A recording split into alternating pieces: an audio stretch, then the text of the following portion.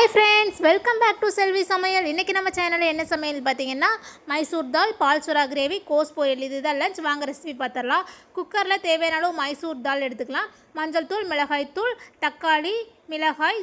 ஜீரகம் சேர்த்து நம்ம வேக வச்சறலாம் இப்போ பருப்பு வெந்ததுக்கு அப்புறம் அதுக்கு சிம்பிளா ஒரு தாளிப்பு கொடுத்துறலாம் இப்போ தாளிப்பு கொடுத்ததுக்கு அப்புறம் நமக்கு சுவையான மைசூர் தால் ரெடி வாங்க நம்ம பால் சுறா ரெடி பண்ணிரலாம் இப்போ அடுப்பில் ஒரு கடாயை வச்சு நல்லெண்ணெய் கடுகு உளுத்த பருப்பு சோம்பு போட்டு பொரிஞ்சதுக்கப்புறம் இடித்த பூண்டு இடித்த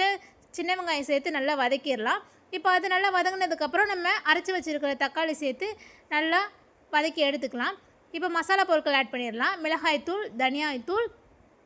மிளகுத்தூள் மஞ்சள் தூள் சேர்த்து நல்லா பச்சை வாசனை போகிற வர வதக்கிட்டு நம்ம கரைச்சி வச்சுருக்கிற புளிக்கரைசல் சேர்த்து நல்லா ஒரு கொதி விட்டுறலாம் இப்போ கொதி வரும்போது நம்ம பொரித்து வச்சுருக்கிற பால் சுறா ஆட் பண்ணி ஒரு 5 நிமிஷம் மீடியம் ஃப்ளேமில் நல்லா கொதிச்சு வந்தால் நமக்கு சுவையான பால் சுறா கிரேவி ரெடி வாங்க நம்ம கோஸ் பொரியல் ரெடி பண்ணிடலாம் அடுப்பில் ஒரு கடாயை வச்சு தேவையான அளவு எண்ணெய் கடுகு உளுத்த பருப்பு சேர்த்து வெங்காயம் சேர்த்து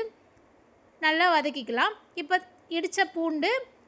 சீரகம் மிளகாய் சேர்த்துக்கலாம் இப்போ நம்ம ஃபஸ்ட்டு கடலைப்பருப்பு சேர்த்துருக்கணும் பட் நம்ம மறந்ததுனால இப்போ நம்ம கடலைப்பருப்பு மட்டும் தாளித்து போட்டுக்கலாம் இப்போ க்ளீன் பண்ணி வச்சுருக்கிற கோஸ் பொரியல் கோஸ் சேர்த்து நல்லா நம்ம வதக்கி விட்டு தேவையான அளவு உப்பு சேர்த்து ஒரு 5 நிமிஷம் மீடியம் ஃப்ளேமில் வேக வச்சிடலாம் இப்போ ஃபைனலாக நம்ம தேங்காய் துருவல் தூவி இறக்குனா கோஸ் பொரியல் ரெடி வாங்க லஞ்ச் பார்த்தலாம் சுட சுட சாதம் தால் பொரியல் பால் சுறா கிரேவி பால் சுறா ஃபிஷ் ஃப்ரை கோஸ் பொரியல் இதுதான் லஞ்ச் வாங்க லஞ்ச் பேக் பண்ணிடலாம் சாதம் கோஸ் பொரியல் மைசூர் தால் பால் சுறா கிரேவி